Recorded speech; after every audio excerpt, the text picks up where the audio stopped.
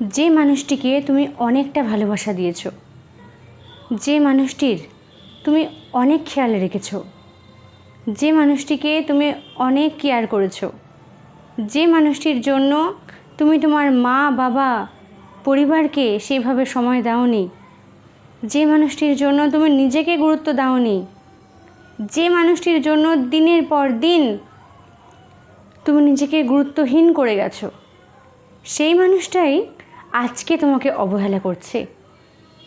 সেই মানুষটাই তোমাকে দিনের পর দিন তুচ্ছ করে দেখছে। ভাবতে অবাক লাগছে না? যে মানুষটাকে তুমি এতটা ভালোবাসো, যে মানুষটাকে তুমি এতটা যত্ন করো, যে মানুষটির জন্য তোমার পরিবারের কোনো খেয়াল তুমি রাখো না, যে মানুষটার জন্য তোমার মা বাবার সাথে তুমি সেইভাবে কথাই বলো না, সেই মানুষটাই তোমাকে অবহেলা করছে।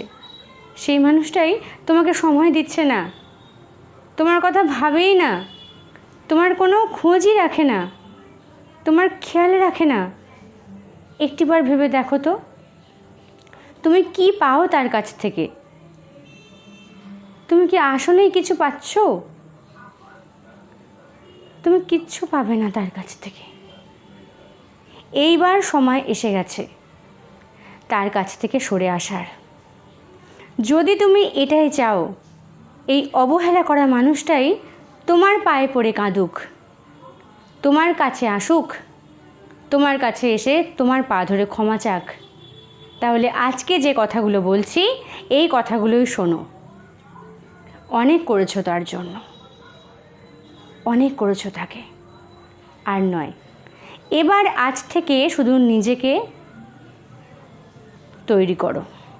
আজ থেকে তোমার ফ্যামিলিকে দেখবে, তোমার মা বাবার সাথে কথা বলবে, তোমার ফ্যামিলির মানুষগুলোর সাথে সময় কাটাবে, নিজেকে একটু একটু করে তৈরি করবে, নিজেকে ভালোবাসবে।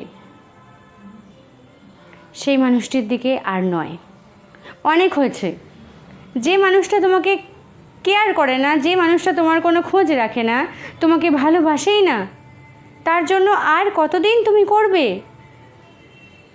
তার জন্য আর কতটা সময় পথ চেয়ে থাকবে? কবে সে তোমাকে ভালোবাসা দেবে? কবে সে তোমার কেয়ার করবে? তার জন্য আর কতদিন পথ চেয়ে থাকবে তুমি? আর নয়, অনেক হয়েছে। এবার তার দিক থেকে মুখটা ফিরিয়ে নাও। হ্যাঁ, এটাই করতে হবে তোমাকে। চুপচাপ তার কাছ থেকে সরে যাও, মনের দিক থেকে সরে যাও।